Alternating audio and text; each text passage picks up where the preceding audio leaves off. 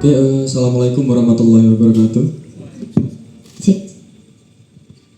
Selamat malam dulur-dulur semuanya dan saya ucapkan selamat malam untuk teman-teman semuanya. Jadi mungkin ada yang baru datang di sini.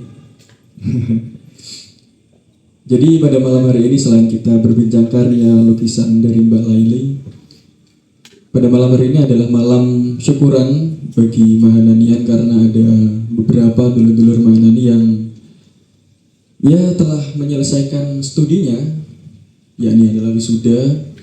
Mereka berhak untuk menyandang gelar sesuai bidangnya masing-masing.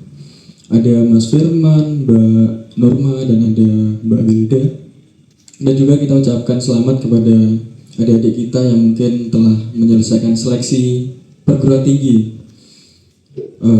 Adin dan juga Mas Faiz, semoga diberikan kelancaran dan hal-hal bahagia lainnya. Oke, kita mulai bincang karya pada malam hari ini. Selamat malam Mbak Laili. Selamat malam.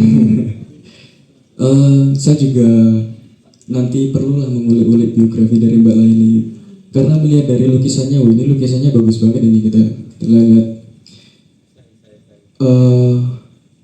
Tadi saya juga sedikit membaca di postingan Manani bahwa lukisan ini gagasan sederhananya bahwa ketika manusia berada dalam keadaan yang begitu terbatasi oleh tekanan, ketakutan, dan juga keadaan hidup, tapi Mbak Laili ini percaya akan suatu gagasan bahwa manusia tetap memiliki ruang yang tidak sepenuhnya dapat disentuh oleh dunia luar, yakni adalah dunia batin.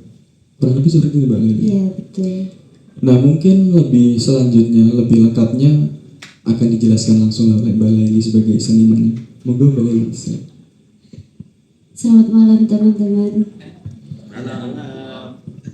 Sebelumnya mungkin ada yang belum kenal dengan saya. Saya ingin memperkenalkan diri dulu.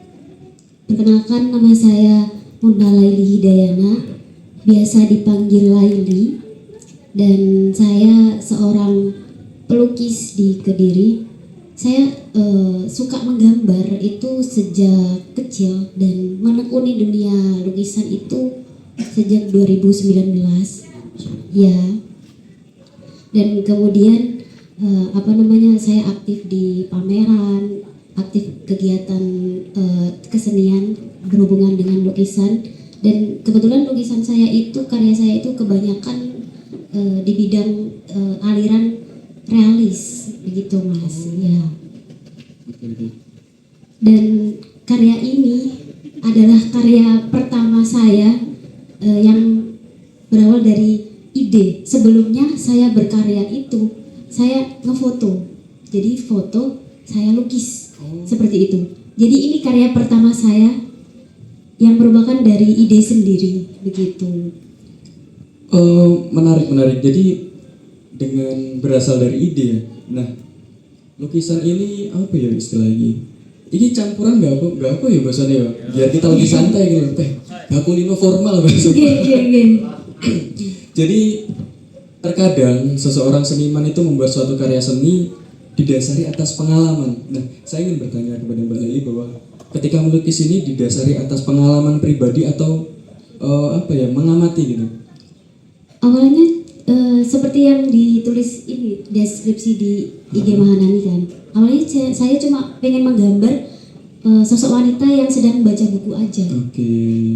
Dan prosesnya bisa menjadi seperti ini itu lama Mas. Ini udah sekitar 1,5 bulan saya. 1,5 bulan. Jadi awalnya itu saya mau melukis wanita membaca buku, dan prosesnya itu juga nggak langsung jadi seperti ini. Jadi awalnya itu dressnya bukan warna ini, udah ganti 3-4 kali baru bisa jadi warna biru ini. Kemudian backgroundnya juga udah beberapa kali saya ubah warna kulit dan sebagainya. Jadi akhirnya jadi seperti ini, prosesnya itu lama begitu. Mohon maaf, untuk alasan penggantian warna di dress tadi apa? Karena saya nggak bisa merasakan kalau misalkan seorang koki itu kan harus bisa merasakan masakannya. saya nggak ngerasa bisa ini, nggak bisa merasakan apa yang saya gambar. Luar biasa. Begitu. Jadi inilah the power of seni, the power of seni bahwa wow, bagaimana seniman itu benar-benar menuangkan rasanya pada karya seninya, dan ketika seniman itu menuangkan rasanya pada seninya, bahwa akan sangat terlihat bahwa karyanya itu benar-benar terlihat bernyawa gitu. Tapi sebenarnya ini belum sempurna, bisa dibilang belum sempurna. Satu-satunya yang sudah selesai, sudah finish itu baru dressnya saja. Bagi Mbak Laili yang belum sempurnanya yang mana? Selain dressnya sudah, selain dressnya saja, yang lainnya belum. Oh gitu. Begitu. Makanya kenapa belum ada tanda tangannya, karena belum saya sempurnakan. Benar-benar. Tapi saya melihat ada beberapa, ada gambar rantai, ada beberapa, ada lampu, ada buku. Kira-kira dari beberapa simbolis-simbolis itu, Mbak, mana yang paling memberikan makna paling dalam gitu? Rantainya sih, Mas. Rantai. Iya, betul. Nah, kita boleh lah ini mengulik makna dari rantai ini sebelum kita masuk lebih jauh ke dalam karya seninya. Bisa dijelaskan, Mbak, bagaimana? Iya, Mas. Jadi saya kasih rantai di kaki, bukan di tangan, karena saya ingin ini bentuk dari keterbatasan yang dia punya. Dia ada keterbatasan, tapi tetap bisa bergerak, tetap bisa membaca buku, meskipun dia ada keterbatasan itu. Dan bisa dibilang cukup tragis juga sebenarnya. Dia Gimana, Mbak? Tapi memang jika kita lihat kayak ya benar-benar tragis gitu. Tapi di sisi lain, walaupun dengan keterbatasan, ketragisan itu, jika kita lihat warna ini tetap punya sisi kemerdekaannya gitu. Iya, bisa dilihat dari dia membaca buku itu bentuk, mungkin bisa dibilang pelarian juga ya, Mas ya. Pelarian. Iya, bentuk salah satu pelarian dia agar dia merasa bebas dalam pikirannya sendiri. Bebas dalam pikirannya walaupun tubuhnya terkekang. Iya, betul. Benar-benar. Kira-kira, Mbak, karena ini kita sudah sedikit membicarakan mengenai lukisan ini, saya ingin menggali lah bagaimana prosesnya Mbak Laili gitu. Karena seseorang seniman melahirkan karya seperti ini tentu tidak melalui proses yang mudah gitu. Tadi mulai dari umur berapa melukisnya tadi? Umur 19 tahun. 19 tahun. Iya, betul. Berarti kelas Udah lulus. Udah lulus ya berarti. Waktu kecil punya latar belakang menyukai lukisan nggak? Cuma suka gambar aja. Suka gambar Iya, aja. Dan nggak ada riwayat ada keluarga yang pelukis ataupun seniman. Nah itu yang ingin saya tanyakan, biasanya karena faktor lingkungan gitu. Jadi setelah lulus Mbak Laili lebih sering belajar melukis atau mendalaminya secara otodidak atau? Kebetulan ayah saya, dia itu punya teman seorang pelukis, jadi saya dikenalkan ke beliau, jadi saya ikut beliau gitu. Oh, kalau boleh tahu di mana, Mbak? Di Ringenrejo, Dawung. Dawung. Pak Ruslan. Kampung lukis tuh ya. Iya betul, sekarang sudah luar jadi biasa. kampung lukis Ruslan. Jadi boleh nih bagi teman-teman yang ingin ingin melukis atau belajar melukis, bisa ke kampung lukis Ruslan gitu Iya ya. bisa. Prosesnya, Mbak, kan dari awal hanya suka melukis hingga bisa melukis serealis itu, kira-kira berapa lama? Saya full belajar itu 2 tahun, Mas. 2 tahun. 2 tahun di Pak Ruslan ngelukis, terus habis itu saya sambil kerja, jadi nggak fokus. Tapi tetap saya melukis belajar gitu. Sampai saat ini masih belajar. Gitu. Dalam sehari ngelukis berapa lama, Mbak? Harian atau gimana? Tiap hari sih, Mas. Tiap hari. Tiap hari. Ya, kalau sekarang udah tiap hari. Heeh. Oh, kalau saya dulu pernah sering ikuti podcastnya Nasirun tuh. Iya kan, perubahan Nasirun.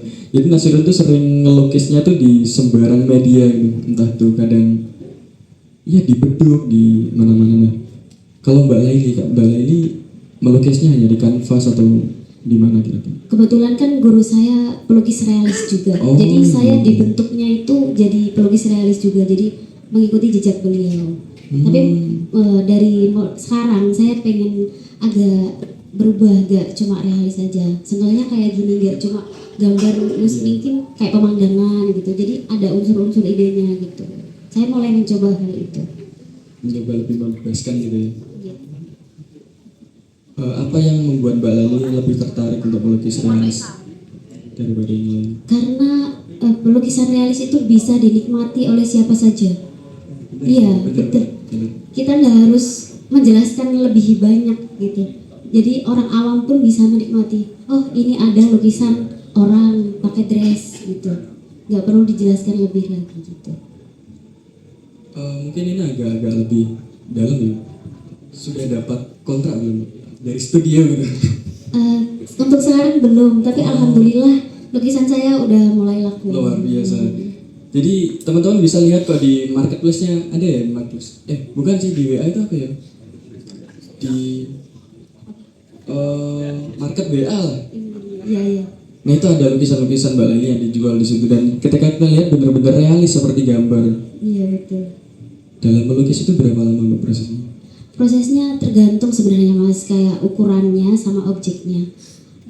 Untuk ukuran kecil itu bisa sehari selesai.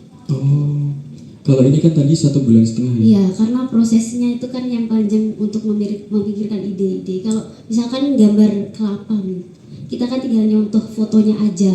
Oh. Jadi gitu, tinggal nyari warnanya yang pas, terus itu dilukis. Selain ide Mbak, hal paling sulit apa yang membuat ini lama pembuatannya? Rasa itu tadi? Iya, saya kemarin itu dress itu kan sampai 4 kali ganti warna itu nggak menemukan rasa kain. Rasa kain? Iya, kan ini kan baju, ada kain yang kelipet-lipet seperti ini. Ini kok nggak bisa, kok lipetannya kayak gini. Ini nggak kayak kain gitu saya nggak bisa merasakan ada kain di situ. Oh. Akhirnya ketemu warna ini, terus kemudian lipetannya juga alhamdulillah udah sesuai keinginan saya gitu. Saya juga baru belajar, ternyata begitu cara merasakannya. Iya, begitu. Kalau saya pribadi seperti itu.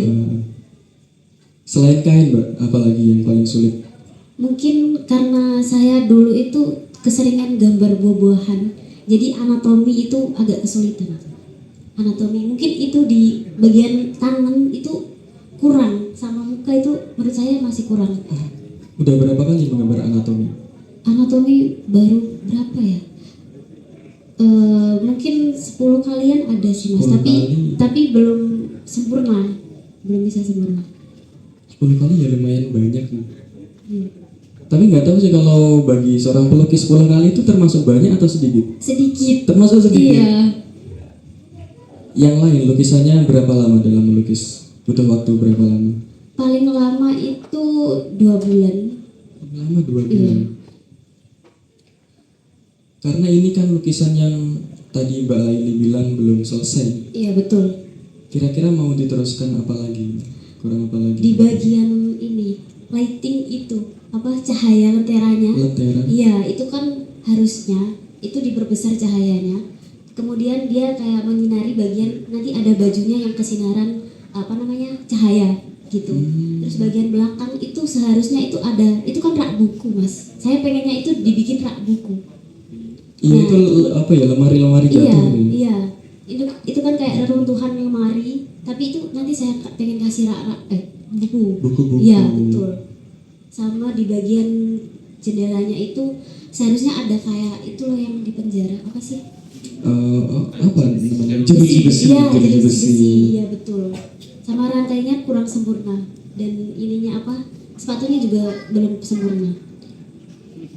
Berarti kalau kurang sempurna itu nanti prosesnya akan diubah lagi atau didetailing lagi? Didetail. Iya, Didetailing. betul.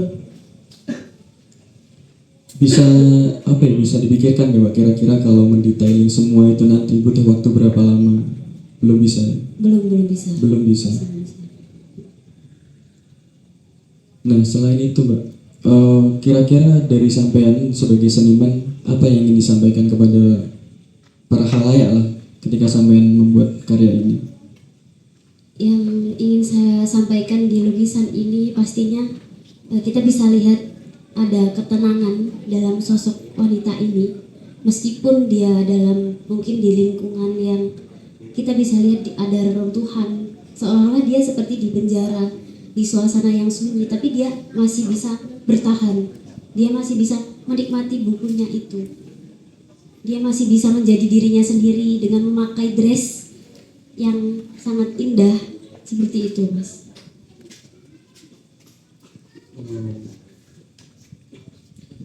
Nah, untuk membuka sesi diskusi pada malam hari ini yang agar pembicaraannya lebih luas, monggo bagi teman-teman yang ingin bertanya atau ingin lebih mendalami dari sisi dari sisi batinnya, dari sisi psikologisnya, seperti apa? Jadi gini, Mas.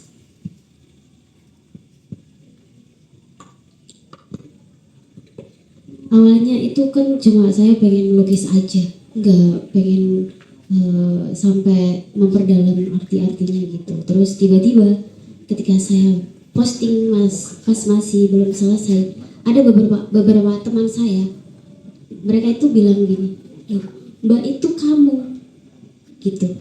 Tiba-tiba mereka bilang itu dressnya, rantainya, bukunya itu tuh kamu. Nggak cuma 1-2 orang yang bilang itu. Tiba-tiba saya sadar kayak, iya ya, itu saya, meskipun mungkin secara dilihat secara fisik kan bukan ya, ternyata saya juga menaruh jiwa saya dalam gambar saya gitu.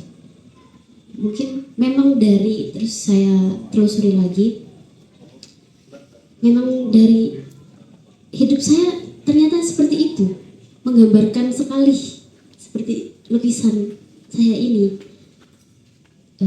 Saya merasa ada banyak mungkin tekanan, ada banyak keterbatasan, banyak sekali dalam mungkin perjalanan hidup saya. Jadi ya berangkat dari itu pengalaman hidup saya.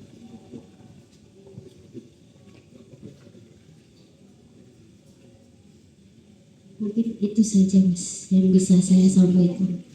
Begitu Mas Fahmi, ada tambahan atau enggak kira-kira dari teman-teman yang ingin bertanya lagi?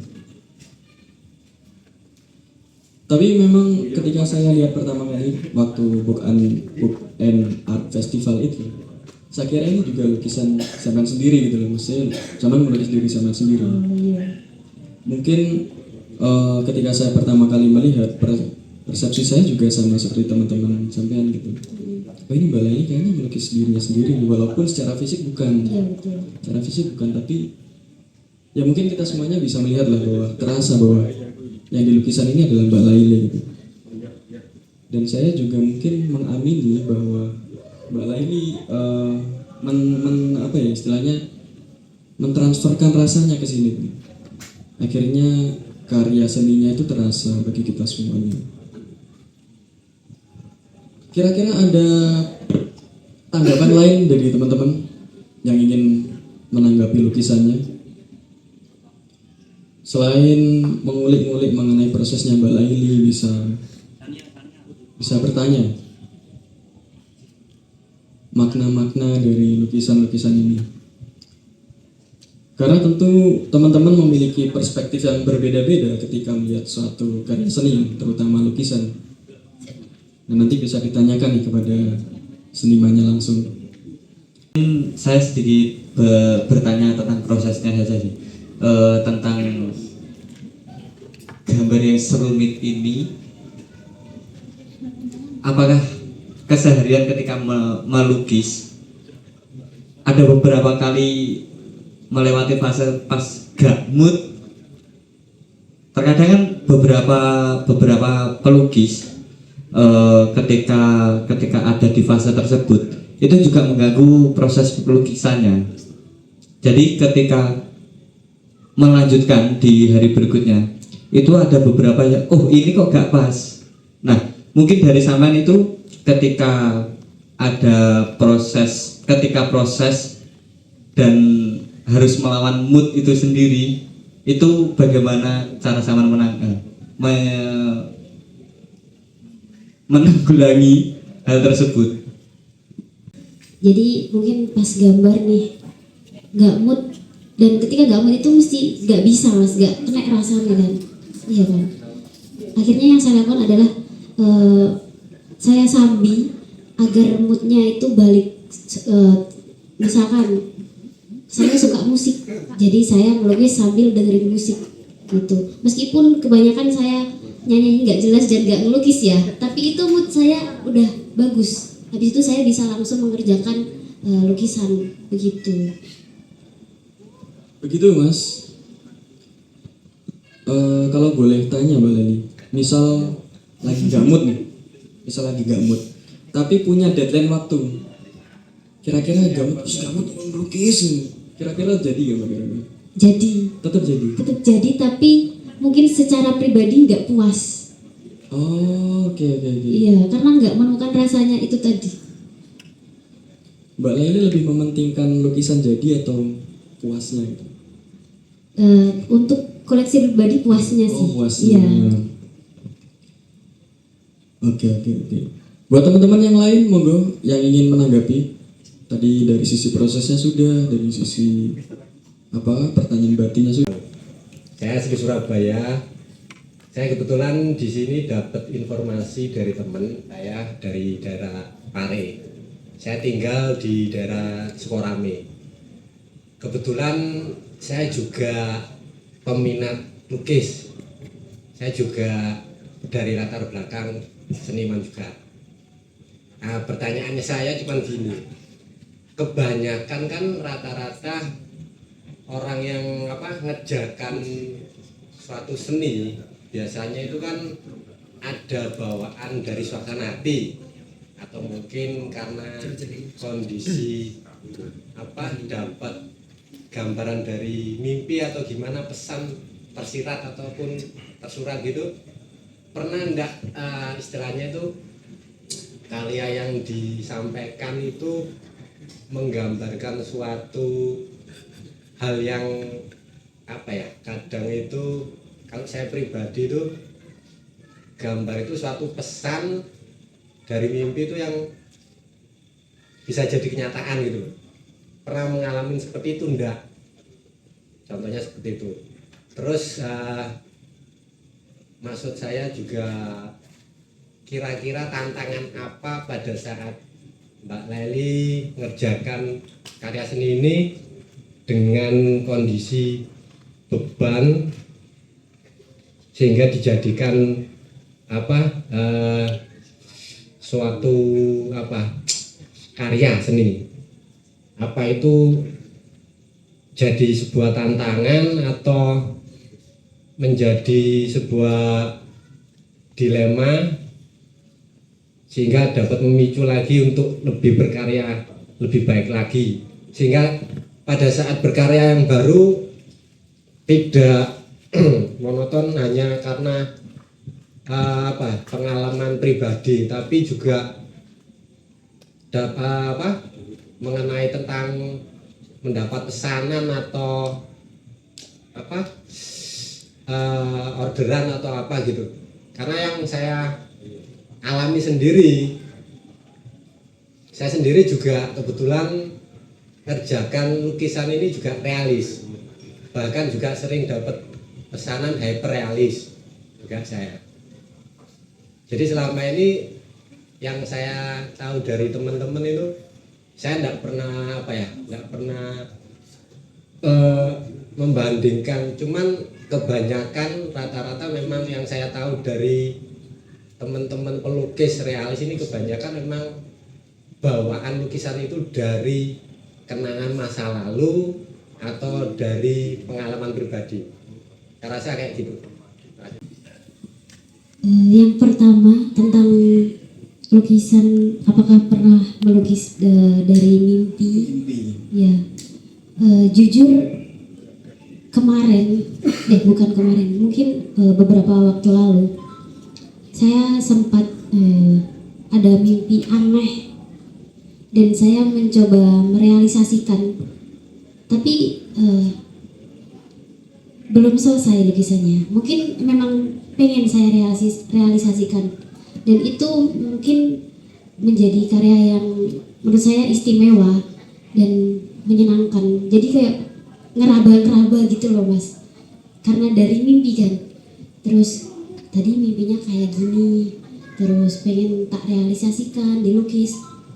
Bener gini gak ya mimpiku? Kan kadang kita juga lupa mimpi itu kayak gimana. Jadi mungkin gak sepenuhnya dari mimpi. Jadi kayak saya tambahin, oh saya mimpinya tadi misal garis besar cermin. Oke, saya lukisan saya ada cerminnya. Terus saya tambahin ide-ide lain bukan dari mimpi, dari saya sendiri begitu. Untuk yang mimpi. Terus untuk yang tantangan karya dengan beban tadi pengalaman. Mungkin karena awalnya saya tidak menyadari bahwa itu saya. Jadi saya menikmati setiap kesulitan proses melukisnya. Tapi ketika setelah sadar, oh ini saya, mungkin agak sedikit ini beban juga di pikiran. Saya siap gak ketika orang-orang tahu kalau ini saya, sebenarnya saya seperti ini dalam bentuk lukisan, dalam bentuk karya. Mungkin kalau orang-orang yang tidak tahu kan, oh gak masalah. Mungkin dari teman-teman yang terdekat ataupun saudara ataupun yang lain, oh ternyata Mbak Laili kayak gini loh, di kerangkeng mau iya. Dan ternyata saya siap dengan itu. Makanya saya teruskan dan akan saya sempurnakan karya ini begitu. Oke, kira-kira dari Mas Doni ada tanggapan lagi? Samun dari teman-teman yang lain gimana kira-kira? Mungkin ada yang ingin mengulik-ulik lagi gitu. Kemarin mimpi yang agak aneh itu mimpi apa Mbak? Yang ingin sama lukis? Namanya juga penasaran. Jadi mimpinya itu gak jelas, benar-benar kayak absurd gitu loh Mas. Namanya harus gak jelas. Lanjut. Iya. Tapi sayangnya saya ingat itu ada cermin di situ.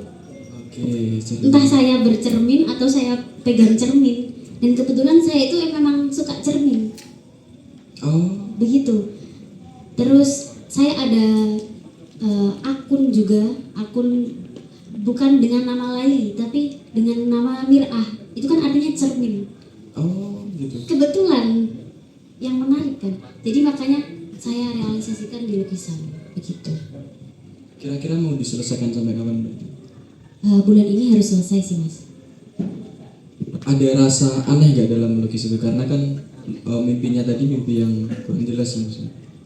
Aneh sih ada Mas, tapi untuk merealisasikannya itu mungkin cukup sulit juga. Karena kan gak jelas tadi, terus akhirnya saya tambahin dengan ide-ide yang lain dari saya sendiri gitu. Ada ketakutan gitu. Takut, awalnya takut. Soalnya kan lukisan saya itu mungkin bisa digambarkan seseorang yang mungkin pakai kerudung, tapi muka dia cermin. Tapi saya pasang cermin asli. Oh, Tapi saya tutup. Pas ngelukis itu saya takut soalnya. Cerminnya yang saya tutup. cerminnya kan berarti kalau dipasang cermin kan cerminnya ke menghadap ke kita. Iya. Saya itu berasa takut. Oh. Begitu. Ada yang merinding nggak? Oke, ada pertanyaan yang lain? Ada yang ingin menanggapi yang lain teman-teman semuanya? Nanti saya kalau bahas nggak jelas ini malah tambah gak jelas men. Tapi boleh Mbak Leli kalau misal nanti mimpi-mimpi lagi boleh sharing-sharing.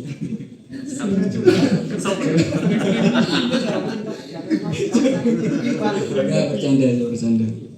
Monggo teman-teman semuanya yang lain mau menanggapi apa gitu kira-kira. Nanggapi yang agak-agak unik gitu. Oh. Assalamualaikum warahmatullahi wabarakatuh. Waalaikumsalam warahmatullahi wabarakatuh. Ini sebenarnya saya kayak pengen tanya kayak enggak, soalnya kayak Soalnya kan kalau saya juga kadang itu secara gak langsung juga punya selera yang cukup senang lah kalau seumpama berbincang perihal seni atau kalau nggak gitu juga suatu hal yang mungkin menikmati suatu karya seni. Apalagi kan tadi saya kurang bisa menikmati secara lebih luas karena masih buat teh, jadi ya dari tapi yang saya kagumi dari salah satu lukisan Mbak, kalau seumpama perihal detail itu bagian roknya, apa itu istilahnya? Gaun. Nah, gaunnya itu sekiranya Mbaknya kok bisa buat kayak gitu, itu ada motivasi apa ya dalam? Soalnya kan kalau dari beberapa hal yang saya lihat dari detail yang Mbak buat itu kan kayak sangat teliti banget loh Mbak, sampai membentuk motif-motif yang terkesan natural banget. Termasuk dari situ kayak saya seakan lebih mengangkat vibe yang kerasa wow gitu kan Mbak. Soalnya kan selain ini juga sedikit tanggapan sih, karena saya kadang-kadang kalau seumpama mengagumi suatu hal kalau nggak diungkapkan kadang kayak agak ganjel gitu Mbak. Termasuk itu juga yang pengen saya buat penasaran juga ketika saya melihat lukisannya Mbak itu tadi, vibe-nya itu kayak di tempat yang cukup horor tapi fresh gitu Mbak, istilahnya kayak cerah gitu Mbak. Nah dari dua kontras yang sama padukan dalam satu motif ini, mungkin karena kontras dari bajunya sendiri yang tadi Mbaknya saya dengar di belakang kayak mungkin bilang karena cocoknya biru kayak lebih puas gitu. Itu mungkin apakah ada arti tersendiri dari vibe yang ingin disampaikan melalui kontras yang mungkin sedikit bertolak belakang antara mungkin background yang cukup terkesan lebih deep alias apalagi apa istilahnya itu ada kayu-kayu pecah, kayu-kayu ya di luar kayu-kayu yang agak amburadul itu juga di depannya juga ada seorang putri yang cukup menawan yang sedang membaca buku. Nah itu apakah ada yang ditonjolkan lagi juga? Yang saya penasaran kenapa kok kaki saja yang diikat tangannya enggak gitu. Terima kasih dari saya. Assalamualaikum warahmatullahi wabarakatuh. Detailnya kok bisa seperti itu, motivasi apa? Jadi kebetulan saya pribadi itu dressaholic Mas. Saya di rumah itu sebenarnya ada banyak dress yang saya punya, memang nggak saya pakai saja karena nggak bisa dipakai soalnya. Jadi memang saya suka sekali dengan dress-dress semacam ini, makanya saya bertekad iki pokoknya kudu bisa jadi dress yang bagus, yang detail dan terlihat mewah. Itu yang saya pengenkan. Kenapa bisa jadi seperti ini? Kemudian yang tadi kontras suasana sama dressnya, mungkin bisa kita lihat bersama. Suasananya ini suasana sunyi, ada mencekam karena seperti di penjara. Kenapa dressnya berwarna biru? Karena mungkin dalam teori warna ya Mas ya, yang saya tahu itu biru itu bisa diartikan sebagai penyembuhan, seperti ketenangan. Jadi begitu. Jadi menggambarkan ketika di suasana yang seperti ini, meskipun runtuh, bisa digambarkan mungkin di sekelilingnya atau dunianya, lingkungannya dia itu rusak, runtuh, dia itu tetap tenang, tetap bisa menyembuhkan diri. Jadi begitu. Mungkin itu Mas. Oh iya. Oke, yang gembok di kaki katanya. Ini tuh perwujudan dari keterbatasan, meskipun ini keterbatasan bukan fisik. Sebenarnya ini lebih ke mungkin bisa dibilang saya artikan sebenarnya sebagai sesuatu yang keterbatasan yang dia punya, mungkin bisa dari di pikirannya sendiri ataupun lingkungannya, tapi dia tetap masih bisa bergerak, masih bisa baca buku, masih bisa tenang gitu. Mungkin itu sih Mas. Oke gitu Mas Fiud, kira-kira dari tanggapan. Kekuasaan yang terbatasi gitu Mbak ya. Iya betul, keluasaan yang terbatasi. Tapi saya ketika melihat kombinasi antara detail yang kayak gitu dengan warna biru itu saya kayak tergambar lautan gitu Mbak. Seakan-akan. Oke, katanya tergambar lautan. Kayak motif lautan dari lekukan-lekukan gaunnya. Kalau dari subjektivitas saya sendiri loh Mbak.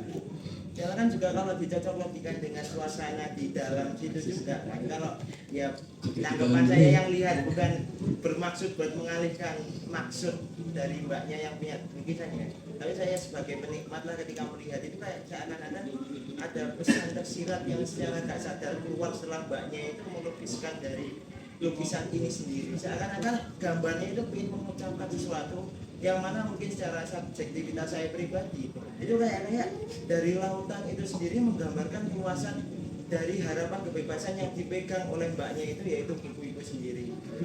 Oke, tepuk tangan untuk saudara kita Mas Fiur. Oke, kira-kira gimana Mbak Lei dengan Kalian kok tahu sih Mas? Jadi mungkin bisa digambarkan sebagai air, lautan, bentuk kebebasan ya, mungkin bisa saya artikan seperti itu. Tapi bukan, harapannya itu bukan di dressnya. Saya taruh harapannya itu di lenteranya, di cahayanya, begitu. Kalau untuk dressnya ini, kenapa saya juga menggambarkan dia sebagai warna laut? Karena pribadi saya pernah ada mungkin sedikit trauma tentang air seperti itu. Jadi warna birunya yang penyembuh karena saya ada ketakutan dengan air. Jadi kayak benar-benar saya itu pernah Mas ya, dulu ketika melukis air saya benar-benar sampai pusing, mual, sampai gak bisa. Jadi mungkin ini cara saya, mungkin sekarang belum bisa menggambar laut. Mungkin cara saya untuk sebagai penyembuhan diri, mungkin seperti itu. Oke, gitu Mas Fiur. Apalagi kira-kira? Seperti yang mbaknya bilang sangat menggambarkan banyak sekali gitu ya mbak. Iya betul. Dapet. Oke, sudah pertanyaan yang cukup dalam tadi ya. Tapi ketika saya mendengarkan dari Mbak Leli takut akan air ya, takut akan air, tapi berusaha untuk menampilkan filosofi air dari sini. Bagaimana cara mengatasi ketakutan itu sehingga mampu untuk menampilkan walaupun tidak secara spesifik air atau laut gitu ya? Untuk mengatasinya mungkin dari penerimaan dulu sih Mas. Kayak oke, aku takut air, tapi nggak apa-apa. Jadi dicoba aja gitu. Jadi saya gambarkan di sini dressnya warna biru. Oke, gitu.